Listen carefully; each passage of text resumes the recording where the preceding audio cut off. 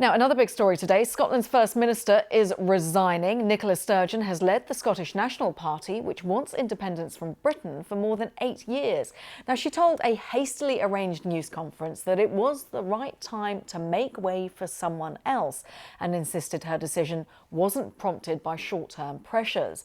Ms Sturgeon has faced criticism recently for supporting reforms to gender laws. Some in her party also want a more radical stance on breaking away from the UK. Now, she says she will remain in the job until a successor is chosen. I am proud to stand here as the first female and longest serving incumbent of this office. And I'm very proud of what has been achieved in the years I've been in Bute House. However, since my very first moments in the job, I have believed that part of serving well would be to know, almost instinctively, when the time is right to make way for someone else. And when that time came, to have the courage to do so, even if to many across the country and in my party, it might feel too soon. In my head and in my heart, I know that time is now, that it is right for me, for my party and for the country.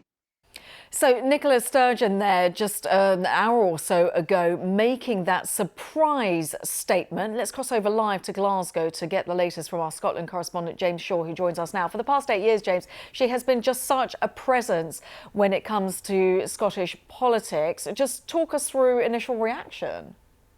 Yes, it has been a real shock. No one, I think, expected this morning that there was going to be a news conference and Nicola Sturgeon, the First Minister of Scotland, would appear on the steps of her official residence or inside her official residence and announce her resignation. No one is expecting that.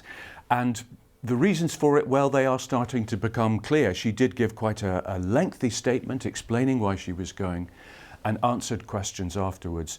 And essentially her reasoning seems to be that she is not sure if she's got the energy to carry on with the job. She described how since the start of the year she has been asking herself whether she should try to carry on in the long term, and increasingly it seems the answer to that question has been no.